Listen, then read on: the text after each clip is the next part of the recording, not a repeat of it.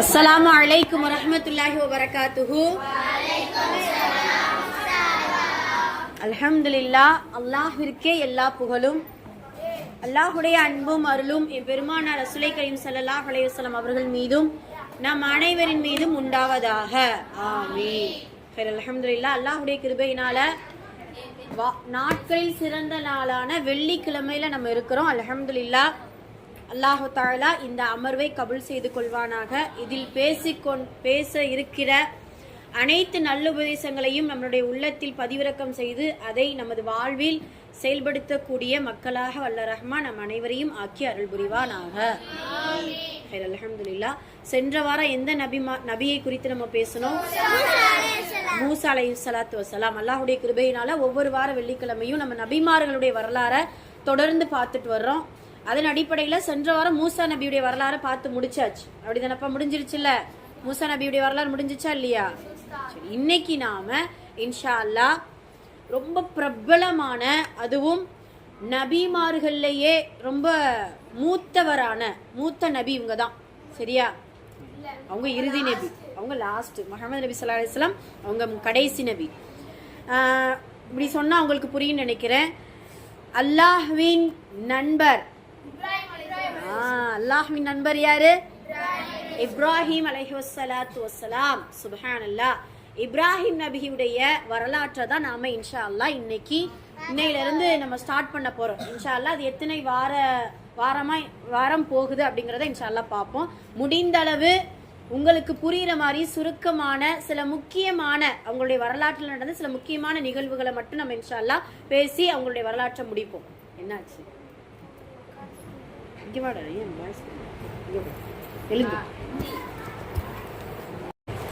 அல்லாஹ்வின் நண்பர் ஹலீலுல்லா. எப்படி சொல்லணும் அவங்கள?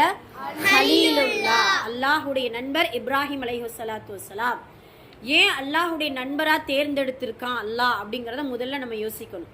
அல்லாஹுடைய ஃப்ரெண்டுனா எவ்வளவு முக்கியமானவங்க. சுப்ஹானல்லாஹ். இப்போ நமக்கு இந்த ஊர்லயே ஒரு நல்ல ஒரு விஐபியா ஒருத்தர் இருக்காருன்னு நினைச்சுக்கோங்க. ஒரு தலைவர் இருக்கிறாரு, இல்லை ஒரு பெரிய ஆள் இருக்கிறாரு. உட்காருங்க. ஒரு பெரிய ஆள் இருக்காருன்னு நினைச்சுக்கோங்களேன். அவங்களுக்கு நம்ம ரொம்ப க்ளோஸ் ஃப்ரெண்டு அப்படின்னு சொன்னா ரொம்ப பெருமையா சொல்லிக்கிருவோம். யார் தெரியுமா? நானு அந்த அவர் இருக்கிறார்ல, அவருடைய ஃப்ரெண்டு நான் அப்படின்னு சொல்லுவோம்ல. சுப்ஹானல்லாஹ். இந்த உலகத்தையே படைத்த ரப்புல் ஆலமீனுடைய ஃப்ரெண்டு, ரப்புல் ஆலமீனுடைய நண்பராக இப்ராஹிம் அலைஹிஸ்ஸலாம் அவர்கள் இருந்திருக்கிறாங்க. அது மட்டுமல்ல, இப்ராஹிம் அலைஹிஸ்ஸலாம் அல்லாஹ் நண்பரா தேர்ந்தெடுக்கல. அல்லாஹ் தான் யார நண்பரா தேர்ந்தெடுத்திருக்கான்? இப்ராஹிம் அலைஹிஸ்ஸலாம் அவர்களை தேர்ந்தெடுத்திருக்கான். ஏன் தெரியுமா? ஏன் அப்படின்னா, இப்போ நம்ம அல்லாஹ் நம்மளை நேசிக்கிறான் அப்படிங்கிறதுக்கான அடையாளத்தை சொல்லட்டுமா? அல்லாஹ் நம்மளை ரொம்ப நேசிக்கிறான், ரொம்ப நம்மளை விரும்புறான் அப்படின்னு சொல்றதுக்கான அடையாளம் சொன்னா நீங்க பயந்துருவீங்க. என்ன அப்படின்னா, நமக்கு அடிக்கடி சோதனைகள் வந்தா அல்லாஹ் நம்மளை நேசிக்கிறானா? ஐயோ அம்மாடி. என்ன அல்லாஹ் நேசம் யார் மேல அதிகமா பாசம் வச்சிருக்கானோ? ஏன்னா நம்ம அதிகமா நம்மளை சோதிக்கும் போது நம்மளை யாரு ஃபர்ஸ்ட் அழைப்போம்? யார்கிட்ட முறையிடுவோம்? அல்லாஹ்விடத்துல தானே முறையிடுவோம். அப்ப நேசிக்கக்கூடிய அடியான தன் பக்கம் பேசுறதுக்கு சில சோதனைகளை கொடுப்பானா. சுப்ஹானல்லாஹ். அப்போ அல்லாஹு தஆலா தன்னுடைய நண்பரை எதனால தேர்ந்தெடுத்தா அப்படின்னா, இப்ராஹிம் அலைஹிஸ்ஸலாம் அவர்களுக்கு அதிகமான சோதனை அல்லாஹ் கொடுத்திருக்கான். அதிகமான சோதனை எந்த அளவுக்கு அப்படின்னு சொல்லும் பொழுது, இப்போ நம்ம இருக்கிற ஒரு தனி மனிதன் இருக்கிறான்னு நினைச்சுக்கோங்களேன். அந்த மனிதனை குடும்பத்தார்கள், அவங்களுடைய தந்தை வீட்டை விட்டு போன்னு சொல்றாரு. நீங்க யோசிச்சு பாருங்க. இப்போ நம்மளுடைய வாப்பா வீட்டை விட்டு போ அப்படின்னு சொன்னா எவ்வளவு கஷ்டமா இருக்கும். அது மட்டுமல்ல, ஊரே சேர்ந்து இந்த ஊருக்குள்ளே இருக்கக்கூடாது, வெளியில போ, வேற ஊருக்கு போ அப்படின்னு வரட்டுனா எவ்வளவு கஷ்டமா இருக்கும். இப்போ தன்னுடைய குடும்பத்தார்கள், தன்னுடைய உறவுகள், தன்னுடைய அந்த ஊரார்கள், அந்த நாட்டை ஆண்டு கொண்டிருக்கக்கூடிய அரசன் எல்லாரும் சேர்ந்து இப்ராஹிம் அலைஹிஸ்ஸலாம் அவர்களை ரொம்ப டிஸ்டர்ப் பண்றாங்க, ரொம்ப டார்ச்சர் பண்றாங்க. அதுக்கும் அல்லாஹ்வுக்காக பொறுமை காத்து அந்த சோதனையிலிருந்து இப்ராஹிம் அலைஹிஸ்ஸலாம் அவர்கள் மீண்டு வர்றாங்க. சுப்ஹானல்லாஹ். அது மட்டுமா, இப்ராஹிம் அலைஹிஸ்ஸலாம் அவர்களுக்கு குழந்தை இல்லாம சோதிச்சானா. 99 வயசு ஆயிடுச்சு இப்ராஹிம் அலைஹிஸ்ஸலாம். ரொம்ப முதிர்ந்த வயதுப்பா. 90 வயசு கிழவர். எப்படி இருக்கும்? முதிர்ந்த வயது. அது வரைக்கும் அவங்களுக்கு குழந்தை கிடையாது. சுப்ஹானல்லாஹ். அப்பயும் குழந்தை இல்லாம சோதிச்சா. சரி, அது ஒரு பக்கம் இருக்குது அப்படின்னு சொன்னா நமக்கெல்லாம் தெரியும். அந்த மன்னன் ஒரு இதுக்குள்ள நெருப்பு குண்டத்துல போடுவானா, அது ஒரு பெரிய சோதனை. சரி, ஒரு வழியா குழந்தைய அல்லாஹ்விடத்துல துவா செஞ்சு கேட்டு மன்றாடி பெற்றெடுத்தா இஸ்மாயில் அலைஹிஸ்ஸலாம். இஸ்மாயில் அலைஹிஸ்ஸலாம் அவர்களுடைய விஷயத்திலே அல்லாஹ் சோதிக்க ஆரம்பிக்கிறான். என்ன சொல்றான்? இஸ்மாயிலுக்கு அறுத்து நீங்க என்ன செய்யணும்?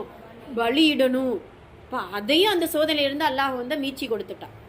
இப்படி ஒவ்வொரு சோதனையும் கடைசி வரைக்கும் பிறந்ததிலிருந்து வளர்ந்து அந்த ஏகத்துவத்தை நபியா அல்லாஹு தாலா தேர்ந்தெடுத்து அதை மற்றவங்களுக்கு சொல்லி எவ்வளவு சோதனைகள். அப்ப இந்த சோதனைகள்ல இருந்து இப்ராஹிம் நபி பொறுமை காத்து அந்த சோதனையை வென்றதுனால தான் நீ அல்லாஹ் நீ எவ்வளவு சோதனை கொடுத்தாலும் நான் பொறுமையா இருக்கிறேன். என்ன சொல்லுவாங்க தெரியுமா? சல்லிம் அல்லாஹ் நான் முழுமையா நான் கட்டுப்பட்டுருத, நான் முழுமையா சரணடைந்துட்டேன் அப்படின்னு சொல்லுவாங்களா. ஹனீஃபா. நம்ம ஒவ்வொரு தொழுகையுடைய ஆரம்பத்துல ஒரு வசனம் ஓதுவோம் தெரியுமா? ஒவ்வொரு தொழுகைக்கு ஆரம்பத்துல என்ன ஓதுவோம் நம்ம? இன்னி வஜ்ஜஹத்து வஜ்ஹிய லில்லதி. வசனம்னா அதுதான். இன்னி வஜ்ஜஹத்து வஜ்ஹிய லில்லதி ஃபதர ஸமாவாதி வல் அர்த ஹனீஃபா. இப்போ நம்ம சின்ன பிள்ளைகளுக்கெல்லாம் நீங்க பேரு சூஸ் பண்ணலாம். ஹனீஃபா அப்படின்ற அழகான பெயர். ஹனீஃபானா என்ன அர்த்தம் தெரியுமா? முழுமையா, அதாவது பியூர் முஸ்லீமுக்கான அர்த்தம். பியூர் முஸ்லீம், சாதாரண முஸ்லீம் கிடையாது. இப்போ உதாரணமா தேன் இருக்குன்னு நினைச்சுக்கோ. ஏன் தேனை இந்த ரோட்ல வித்துட்டு வருவாங்கல்ல, அவங்ககிட்டலாம் பார்த்தீங்கன்னா கலப்படம் பண்ணியிருப்பாங்க. என்ன பண்ணுவாங்க?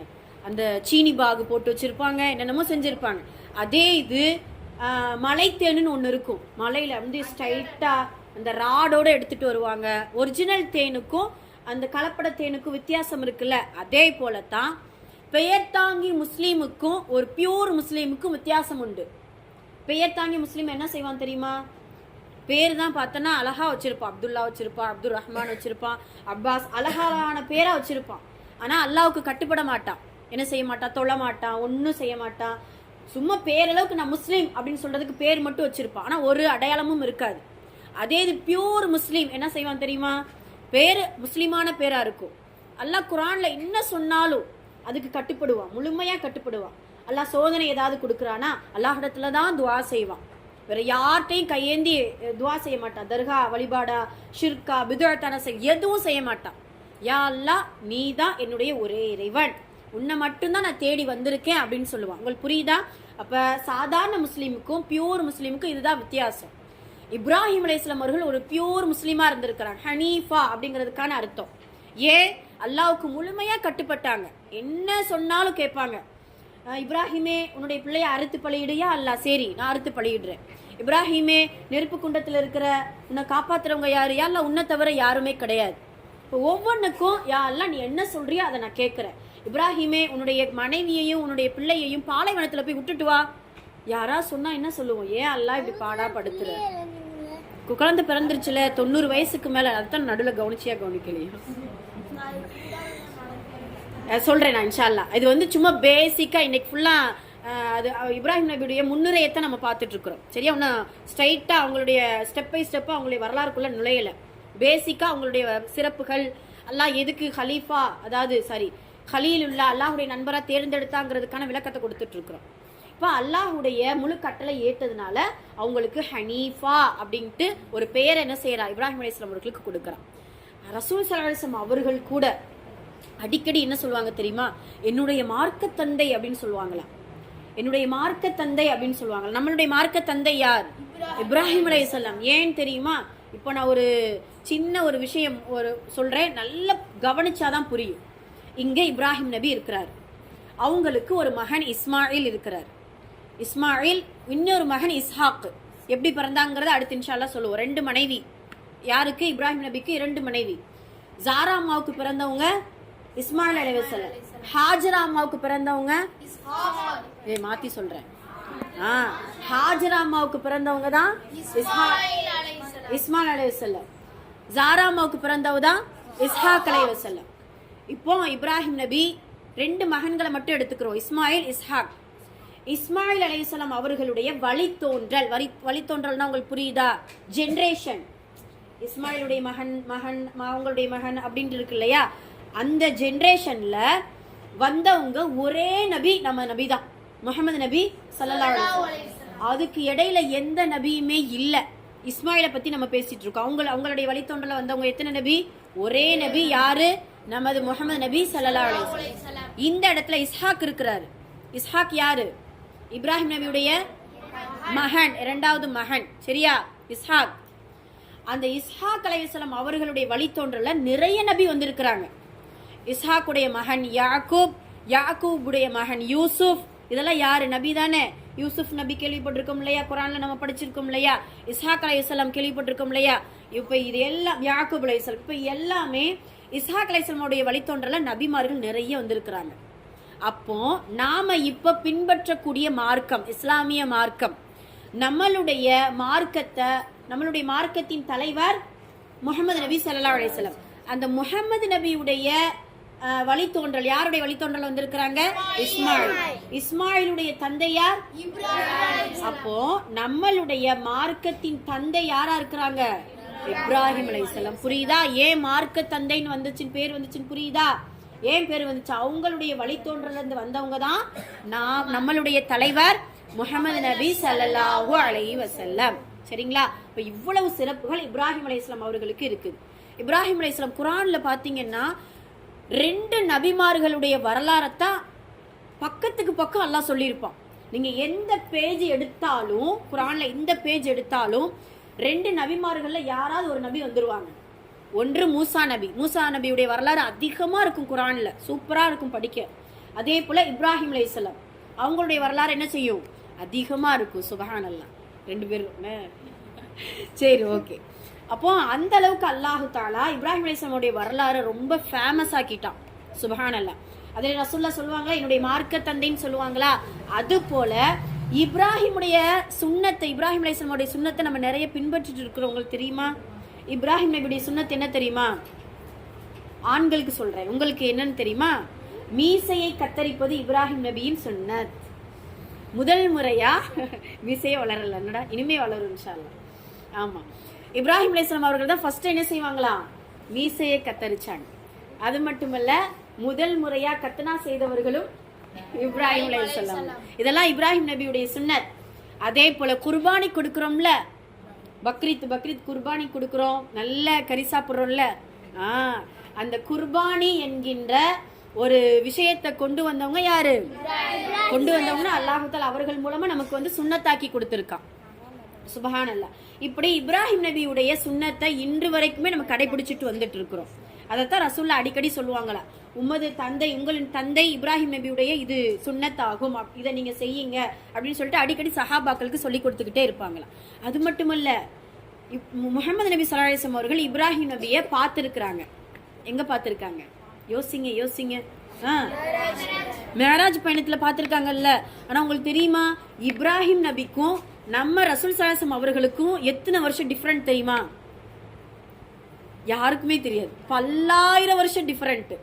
இப்போ நம்ம நபிக்கு முன்னாடி ஒரு நபி வந்தாங்க. அந்த நபி யாரு?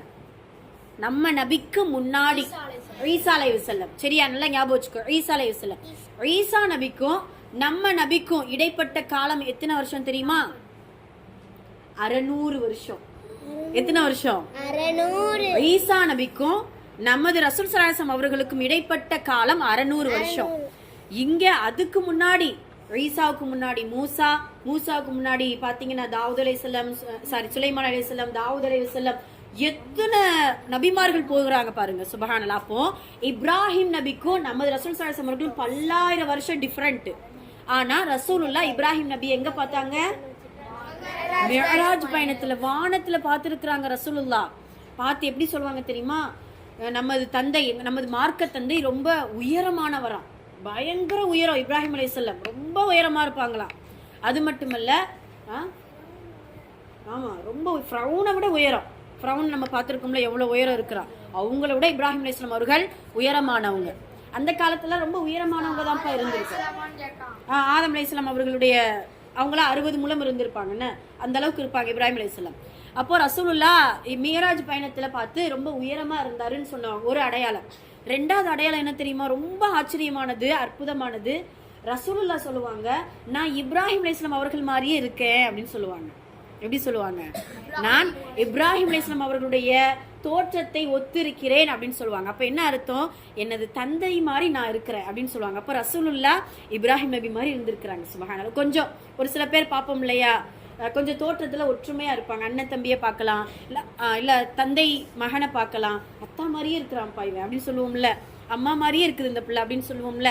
அது போல இப்ராஹிம் அலைஹிஸ்ஸலாம் அவர்களை பார்த்துட்டு ரசூலுல்லாஹ் சொல்றாங்களா, என்னுடைய தந்தை மாதிரி அவங்களுடைய தோற்றத்துல நான் இருக்கிறேன் கொஞ்சம் அப்படின்னு சொல்லுவாங்களாம். சுபஹானல்லாஹ். அப்போ இந்த அளவுக்கு இப்ராஹிம் அலைஹிஸ்ஸலாம் அவர்கள் அடிக்கடி அவர்களை பற்றி ரசூல் ஸல்லல்லாஹு அலைஹி வஸல்லம் அவர்கள் பேசிக்கிட்டே வந்திருக்கிறாங்க. சரி, இப்போ நிறைய முன்னுரை பார்த்துட்டோம். இப்போ நாம இப்ராஹிம் அலைஹிஸ்ஸலாம் அவருடைய வரலாறுக்குள்ள நுழைவோம். இதோ இப்ராஹிம் அலைஹிஸ்ஸலாம் எந்த ஊர்ல பிறந்தாங்க தெரியுமா? எகிப்து ஈராக்ல ஒரு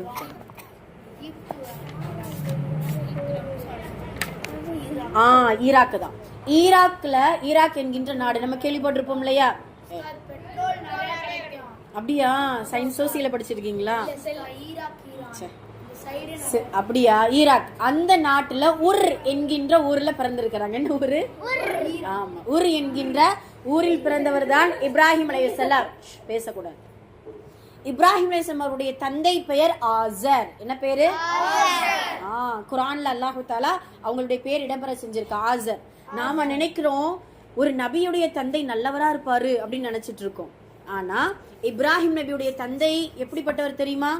ஒரு சிலை செய்து சிலையை வணங்கக்கூடிய சிலை வணங்கி. சிலை வணங்குறதே ரொம்ப பெரிய பாவம். சிலையை தன்னுடைய கையால என்ன செய்வாங்களாம்? செதுக்குவாங்களாம். அவங்களுக்கு பேர் என்ன சொல்லுவாங்க? சிற்பரா? சிற்பி. சிலை செதுக்குபவர் சிற்பி. என்ன? ஆமா, ஆசர். அவருடைய பேர் என்ன? ஆசர். அவர் ஒரு சிலை வணங்கி சிலையையும் செய்வார். சரிங்களா? இதுதான் அவங்களுடைய டீடைல்ஸ். செதுக்குவாங்க தான். சரி, ஓகே. அப்போ என்ன ஆகுது அப்படின்னா, இப்ராஹிம் அலைஹிஸ்ஸலாம் அவர்கள் அல்லாஹ் தஆலா இப்ராஹிம் அலைஹிஸ்ஸலாம் அவர்களை முதல்ல நபியா தேர்ந்தெடுத்ததற்கான ஒரு விஷயத்தை கொடுக்கிறார். எப்படி நபியா எடுத்தா அப்படிங்கிறதுக்கு ஒரு வரலாறு. இப்ராஹிம் நபி இருப்பாங்களா, யோசிப்பாங்களா, என்னன்னா சிலையை பார்ப்பாங்களாம், தன்னுடைய வாப்பா செஞ்சு வச்சிருக்க சிலையை பார்த்துட்டே இருப்பாங்களா. இந்த சிலைக்கு என்ன உயிர் இருக்கு? ஒண்ணுமே உயிர் இல்லை. அது பார்க்க மாட்டுக்கு, பேச மாட்டுக்கு, ஏதாவது சாப்பாடு வச்சா சாப்பிட மாட்டுக்கு, அது மேல ஏதாவது உட்கார்ந்து இருந்துச்சுன்னா அதை விரட்டி விட மாட்டுக்கு. ஏன் இந்த சிலையை உட்கார்ந்துட்டு எல்லாரும் வணங்கிட்டு இருக்கிறாங்க? ஏன் இந்த மக்கள்லாம் இப்படி அறிவில்லாம இருக்கிறாங்க, முட்டாளா இருக்கிறாங்க, ஏன் சிந்திக்க மாட்டேங்கிறாங்க அப்படின்னு சொல்லிட்டு ஃபர்ஸ்ட் சிலையை வச்சு சிந்திச்சு பாக்குறாரு இப்ராஹிம் நபி. அதானப்பா கரெக்ட்? இப்ப நம்ம பாக்குறோம் நிறைய காஃபிர்கள் சிலையை வச்சு வணங்கிட்டு இருக்கிறாங்க. உள்ள பார்த்தனா அதுக்கு புடவை என்ன, அதுக்கு நகை என்ன, அதுக்கு அபிஷேகம் என்ன, அம்மாடியோ வளையல் என்ன, என்னென்ன செய்யணுமோ எல்லாம் செய்வாங்க. ஒரு மனுஷனுக்கு ஒருவேளை சாப்பாடு கொடுக்க மாட்டாங்க, ஆனா குடமா பாலை என்ன செய்வாங்க? சரி, அது அவங்களுடைய கலாச்சாரம், அதை வந்து நம்ம இது பண்ணக்கூடாது. அல்லாஹ் எல்லாருக்குமே நேர்வழி காட்டட்டும். சரியா? அப்ப இந்த இடத்துல அதைத்தான் இப்ராஹிம் நபி நாம எப்படி சிந்திக்கிறோமோ அந்த சிந்தனை நம்மளுடைய மார்க்க தந்தையுடைய சிந்தனையில இருந்தா நமக்குமே இப்படி வருது. அப்போ இப்ராஹிம் நபி சிந்திக்கிறாங்க. அப்ப இன்னொன்னு யோசிக்கிறாங்க. ரெண்டாவது யோசனை நல்லா கவனிக்கணும். சரியா? சரி, அப்ப இந்த உலகத்தை படைச்சது யாரு? யோசிக்கணுமா இல்லையா? இந்த உலகத்தை படைச்சது யாரு? இந்த உலகத்துல இந்த சூரியன் வருது, சந்திரன் வருது, இரவு வருது, பகல் வருது. இது என்ன இப்படி ரொட்டேட் பண்றதுக்கு யாராவது ஒரு கைடு இருக்கணும். அது வழி நடத்தக்கூடிய ஏதாவது ஒன்று இருக்கணும், ஒரு ஆள் இருக்கணும். அப்ப இது யாரு அப்படின்னு சொல்லிட்டு சிந்தனை செய்யறாரு. சூரியனை பாக்குறாரு. காலையில விடியுது, பிரகாசமா இருக்குது. சுப்ஹானல்லாஹ், இந்த உலகத்துக்கே இந்த வெளிச்சத்தை தரக்கூடிய சூரியன் ஒருவேளை இதுதான் கடவுளா இருக்குமோ? ஏன்னா அவ்வளவு பிரம்மாண்டம். இப்போ நம்ம ஒரு 10 டியூப்லைட் போட்டாலும் ஒரு ஒரு ஒரு அளவு தான் அந்த டியூப்லைட்டுடைய வெளிச்சம் வரும் என்ன? அதுவும் பக்கத்துல ஓரளவு பக்கத்துல போடாதான் வெளிச்சம். ரொம்ப தூரத்துல போட்டோம்னா வெளிச்சம் வராது. பல்லாயிரம் கிலோமீட்டருக்கு அடுத்து அந்த சூரியன் இருக்குது. அப்படிதானப்பா? அந்த சூரியனுடைய வெளிச்சத்துல உலகமே விடியுது. சுப்ஹானல்லாஹ். ஸ்பேஸ்ல இருக்கா? அதெல்லாம் எனக்கு தெரியாது. சரி, கொடுங்க. பூமியில இருக்கா? சரி, ஓகே. உங்க சயின்ஸ் ஆராய்ச்சியில அப்புறம் வச்சுக்கோங்க. ஆமா, சரி. அப்ப அந்த சூரியனை பாக்குறாங்க இப்ராஹிம் நபி. பார்த்த உடனே அப்ப இதுதான் கடவுளா இருக்கும் அப்படின்னு சொன்ன உடனே பார்த்துட்டே இருக்கிறாங்க. அந்த சூரியன் இதுதான் கடவுள் அப்படின்ட்டு டிக்ளேர் பண்றாங்கன்னு வச்சுக்கோ. நேரம் ஆக ஆக ஆக அந்த சூரியன் என்ன செஞ்சிருது? மறைஞ்சு போயிடுது. என்னடா இது, இவ்வளவு பளிச்சுன்னு இருந்த சூரியன் மறைஞ்சு போயிடுச்சே, இப்ப மறைவது இறைவனா இருக்க முடியாது அப்படின்ட்டு விட்டுருதாரு. இப்ப நைட் ஆகுது. சந்திரன், அழகான நிலா, சுப்ஹானல்லாஹ். பார்க்கவே கண்குளிர்ச்சியா இருக்கும்னா அப்படிதானம்மா. அதுவும் இந்த 13, 14, 15 பிறை பிறை பிறை கணக்கு நான் சொல்றேன். 13, 14, 15 நீங்க சயின்ஸ் எல்லாம் படிச்சிருப்பீங்க, சோசியல் எல்லாம் படிச்சிருப்பீங்க. பௌர்ணமின்னு சொல்லலாம். என்ன என்னதுடா தையி?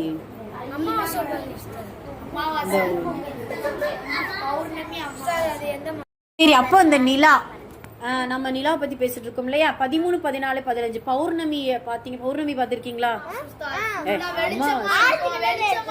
ஆரஞ்சு கலர்ல இருக்கும். ஒரு சில நேரம் ஆரஞ்சு கலர்ல இருக்கும். அது சூரியனா நிலாவாடா?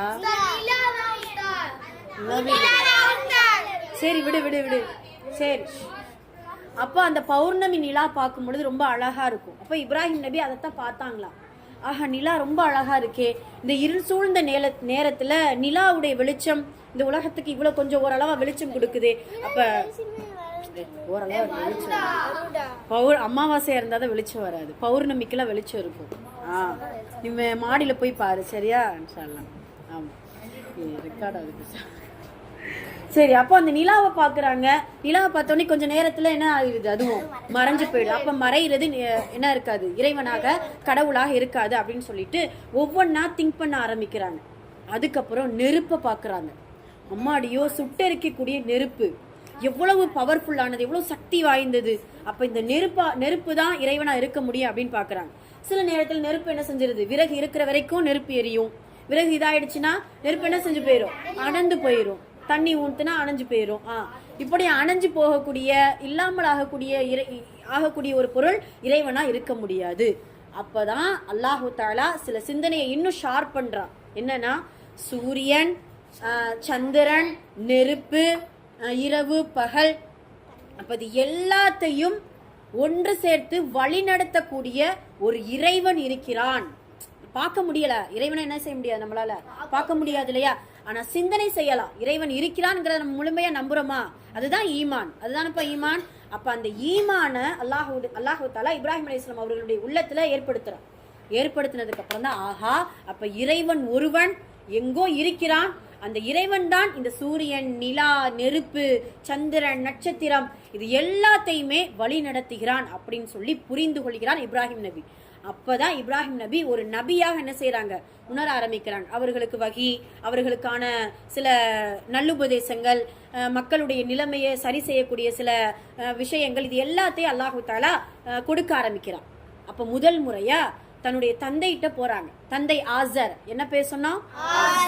அப்ப அந்த ஆசர்கிட்ட போயிட்டு, தந்தையே, சிலையை வணங்காதீங்க. ஃபர்ஸ்ட் நம்ம குடும்பத்தார்கள்ட்ட தானே ஆரம்பிக்கணும். ஊருக்குள்ள போய் சொல்லிட்டோம்னா என்ன செஞ்சிருவான், இது என்னடா நல்லா தானே இருந்துட்டாரு இந்த இப்ராஹிம், என்ன ஆச்சு இந்த இப்ராஹிமுக்கு அப்படின்னு சொல்ல ஆரம்பிச்சிருவான். முதல்ல தந்தை, அந்த தந்தைகிட்ட இந்த சிலைகளை வணங்காதீங்க, அல்லாஹ் ஒருவன் தான் இந்த உலகத்தை படைச்சு அதை நல்ல முறையில வழி நடத்தி அதை பக்குவப்படுத்தி பரிபாலித்து நம்மளை பாதுகாத்து வளர்க்கக்கூடிய இறைவன் ஒருவன் இருக்கிறான்.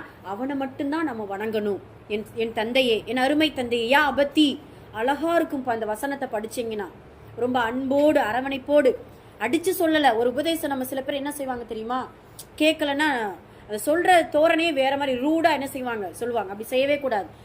ஒருத்தரை ஒரு தவறுல இருந்து திருத்துறோம் அப்படின்னா ரொம்ப அன்போடு, அது ரொம்ப ஹம்பலா நம்ம என்ன செய்யணும், உங்க இடத்துல பேசணும்.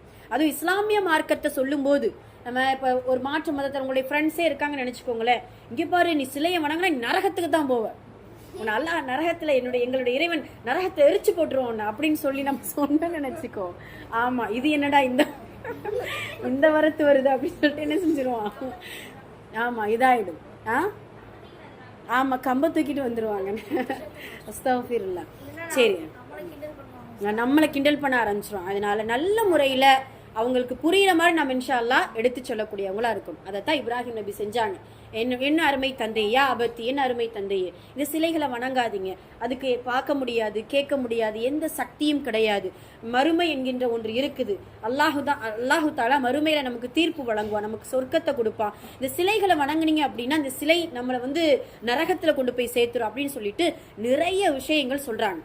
சொன்னா கேட்கணுமா இல்லையா? அந்த ஆசர் கேட்டாரா? கேட்கல. இன்னொன்னு நம்ம தெரிஞ்சுக்கிறோம்னா, அல்லாஹ் யாருக்கு நேர்வழி காட்டுறானோ அவங்களுக்கு தான் நேர்வழி கிடைக்கும். புரியுதா? யாரை இஸ்லாத்துக்குள்ள இணையணும்னு நினைக்கிறானோ, நாடுறானோ, அவங்களுக்கு தான் இஸ்லாம் மார்க்கம் நமக்கு கிடைக்கும். இது உங்களுக்கு தெரிஞ்சுக்கிறதுக்காக தான் சொல்றேன். ஒரு நடிகை இப்போ பிரபலமா இஸ்லாத்துல வந்துட்டாங்க. மும்தாஸ் அப்படின்னு சொல்லிட்டு ஒரு நடிகை இருப்பாங்க. முன்னொரு காலத்துல இருந்த ஒரு நடிகை இருப்பாங்க, கேள்விப்பட்டிருக்கலாம். என்ன, அவங்க முஸ்லீம் தான், இருந்தாலும் அது என்ன சொல்றது, பேர் தாங்கி முஸ்லீம். இப்போ சொன்னோம் இல்லையா, சும்மா பேருக்கு வச்சிருப்பாங்க, ஆனா நடிப்பாங்க பயங்கரமா. படங்கள்ல நிறைய நடிக்க ஆரம்பிச்சிட்டாங்க. காலங்கள் போக போக இப்போ ரீசெண்டா ஒரு 2-3 வருஷம் சுப்ஹானல்லாஹ் அவங்களுடைய வீடியோஸ் இப்போ வந்து யூடியூப்ல, இன்ஸ்டாகிராம் நிறைய இதுல வருது.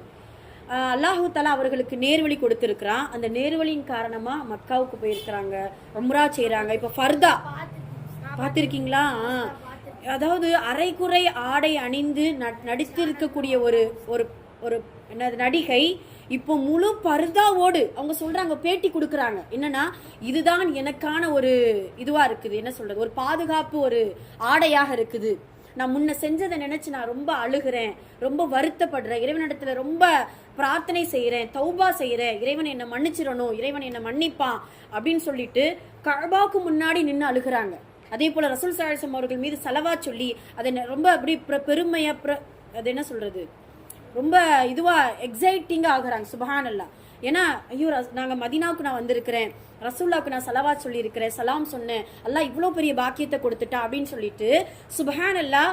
எப்படி இருந்த ஒரு நடிகையை அல்லாஹு தஆலா அவர்களுக்கு நேர்வழி என்கின்ற ஒன்றை கொடுத்து என்ன செய்யறான், இப்படி ஒரு நல்ல ஒரு பெண்ணாக மாற்றுதா. இது சும்மா ஒரு இதுக்காக, உதாரணத்துக்காக தான் சொல்றேன். இது எதுக்காக சொல்ல வந்து அப்படின்னா, அல்லாஹ் யாருக்கு நலவை நாடுறானோ, இஸ்லாம் மார்க்கத்தை கொடுக்கன்னு நினைக்கிறானோ, அது எவ்வளவு பெரிய கெட்டவங்களா இருந்தாலும் என்ன செய்யலாம், அல்லாஹு தஆலாவுடைய நாட்டத்தின் காரணமாக நேர்வழி கொண்டு வந்துடலாம்.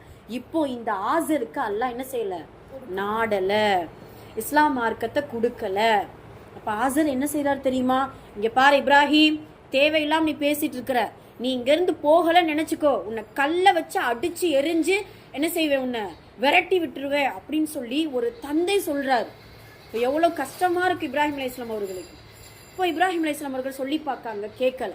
ரெண்டாவது ஊரார்கள் இடத்துல சொல்றாங்க, ஊர் மக்கள் இடத்துல, மக்களே ஏன் இந்த சிலைகளை வணங்குறீங்க, இந்த சிலைகளை வணங்காதீங்க, இந்த சிலைகள்கிட்ட நீங்க என்ன கேட்டாலும் அது கொடுக்காது, நீங்க என்ன செஞ்சாலும் அதுக்கு வந்து பதில் சொல்லாது, இந்த சிலைகளுக்கு எந்த சக்தியும் கிடையாது, இறைவனை வணங்குங்க அப்படின்னு சொல்ல ஊரெல்லாம் என்ன செய்யுது, எதிர்த்து என்ன செய்யறாங்க தெரியுமா, ஊர் ஃபுல்லா நம்ரூத்துங்கிற ஒரு கொடுங்கோல் மன்னன்ட்ட போய் சொல்லி கொடுத்துட்றாங்க. நம்ம எப்படி மூசா நபியுடைய வரலாறுல ஒரு ஃபிரௌன் இருந்தானோ, அதே போல மூசா நபிக்கு முன்னாடி ஒரு பெரும், மூசா நபியுடைய அந்த ஃபிரௌனுக்கு முன்னாடி ஒரு பெரும் கொடுங்கோல் அரசன் இருந்தா, அவன் பேரு தான் நம்ரூத். என்ன பேரு, நம்ரூத். அப்ப அந்த நம்ரூத் மன்னருக்கு தெரிய ஆரம்பிக்குது, என்னடா இது, அந்த காலத்துல என்ன செய்வாங்க தெரியுமா, அரசர்கள் தான் தான் கடவுள்னு சொல்லிக்கிட்டு இருப்பாங்களா, என்னத்தான் வணங்கணும், எதா இருந்தாலும் என்கிட்ட தான் கேட்கணும், நான் என்ன கொடுக்குறேன்னா அதைத்தான் நீங்க வாங்கணும், நான் என்ன சொல்றேன்னா அதைத்தான் நீங்க செய்யணும் அப்படின்னு சொல்லிட்டு ஒரு கடவுள் கட்டளை இடுவது போல என்ன செய்வானா, உட்கார்ந்துட்டு கட்டளை இடுவானா. அப்ப அந்த நம்ரூத் மன்னன் என்ன செய்யறான், இப்ராஹிம் அலைஹிஸ்ஸலாம் அவர்களை இந்த ஊரை விட்டு திரத்துறதுக்கு பாக்குறான், திரட்ட முடியல. அதுக்கு நடுவில் நிறைய விஷயங்கள் இருக்குது. இன்ஷா அல்லாஹ் இப்போ நமக்கு டைம் ஆயிடுச்சு, இதோட நம்ம முடிப்போம். இன்னும் கொஞ்சம் இப்ராஹிம் நபி அந்த சிலைகளை என்ன செஞ்சாங்க, சிலைகள்லாம் என்ன செஞ்சிருவாங்களாம், உடைச்சு போட்டுருவாங்களாம். அதுக்குன்னு சில சம்பவங்கள் இருக்குது. இன்ஷா அல்லாஹ் அந்த சம்பவங்களையும் நம்ரூத் மன்னன் எப்படி இப்ராஹிம் அலைஹிஸ்ஸலாம் அவர்களை என்ன செஞ்சான் அப்படிங்கறதை இன்ஷா அல்லாஹ் தொடர்ந்து பார்ப்போம். சரிங்களா? அல்ஹம்துலில்லாஹ், அல்லாஹு தஆலா இப்ராஹிம் அலைஹிஸ்ஸலாம் அவர்களுக்கு கட்டுப்படக்கூடிய தன்மையை எப்படி கொடுத்தானோ அதே போல நம் அனைவருக்கும் அல்லாஹு தஆலா இறைவனுக்கு கட்டுப்படக்கூடிய பிள்ளைகளாக வளர வல்ல ரஹ்மான் அருள் புரிவானாக. ஆமீன். இன்ஷா அல்லாஹ் அடுத்த வாரம் இப்ராஹிம் நபியுடைய வரலாறு தொடரும். அஸ்ஸலாமு அலைக்கும்.